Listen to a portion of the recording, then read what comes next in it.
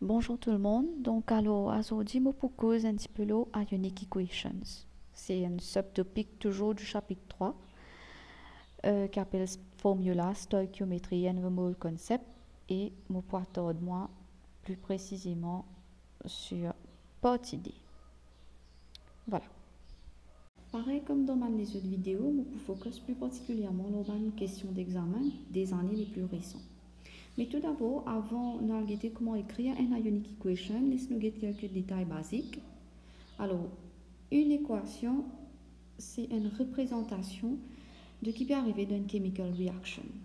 Donc, une chemical reaction n'est pas juste une affaire qui occure dans le laboratoire, mais qui arrive dans la vie de tous les jours aussi, quand on peut faire la cuisine, donc dans nos récipients, quand on peut mettre des ingrédients, c'est une chemical reaction qui peut occur quand le mélange est en train d'être fait.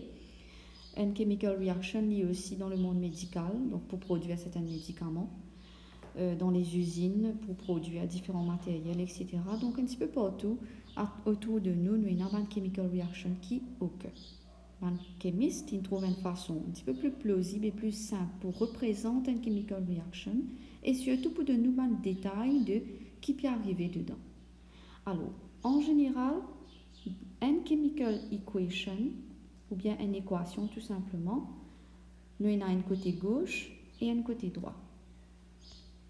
Côté gauche, nous écrivons un reactant qui involve, donc par exemple un beau matériel qui nous peut servir pour produire un médicament, ça c'est un reactant. Nous mettons une flèche et de l'autre côté, un product qui peut former à la fin. C'est-à-dire qu'on a fait le mélange, qu'on a appliqué les facteurs externes, donc qui produit, qui gagne, ça nous écrit dans nos équations d'un côté droit. Nous avons différents types d'équations que nous pouvons écrire. Nous pouvons écrire la version Word, donc le mot même vous dit, nous servons de mots, telles affaires mélangées avec autre chose qui nous gagne.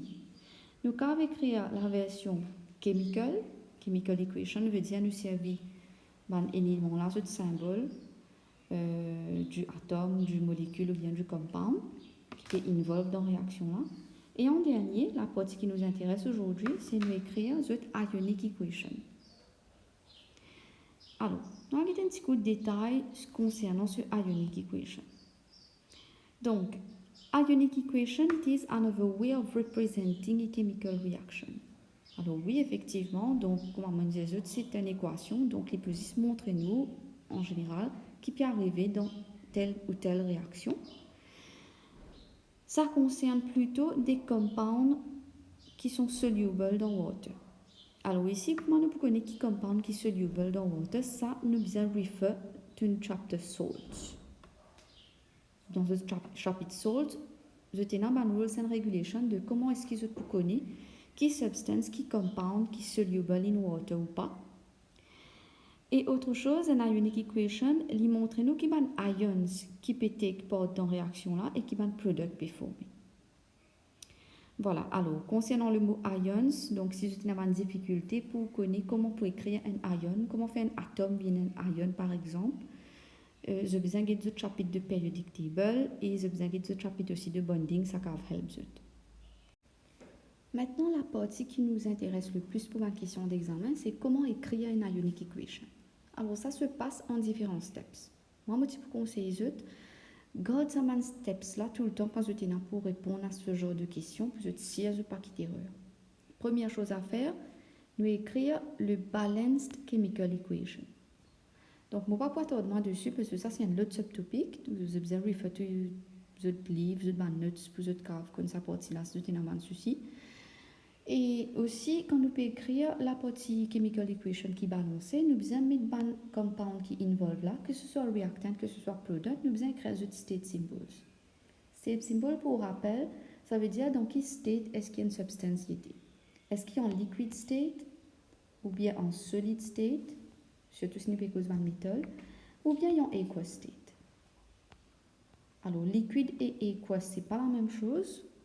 Faites très attention, liquide c'est quand nous peut cause mostly pure water, bien distilled water, ou bien quand nous peut cause un pure alcohol.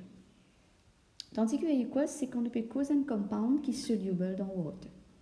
Most of the time c'est un salt qui prend aqueous state, Et comme on disait au début, si j'étais dans le souci de détecter which salt is aqueous or solid, c'est le chapitre de salts justement qui peut être connu. Which one is soluble in water or not.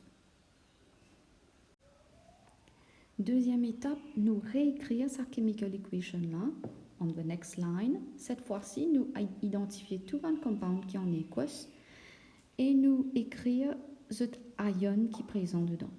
Alors là, les points un peu flous, mais comme on vous donne l'exemple, pour un petit peu mieux comprendre ce que je veux dire.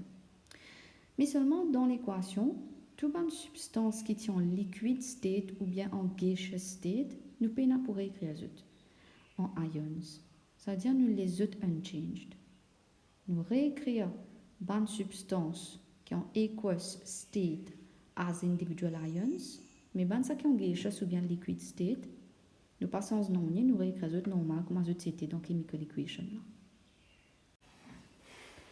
Troisième étape, dans sa nouvelle ligne qui nous écrit incluant ban ions, donc nous avons un petit coup qui nous est commun des deux côtés, d'un côté gauche et droite. Ban ions qui pareil de côté gauche et il est aussi présent de côté droite, nous cancel. C'est-à-dire nous couplons, nous éliminons. Ça c'est step number 3.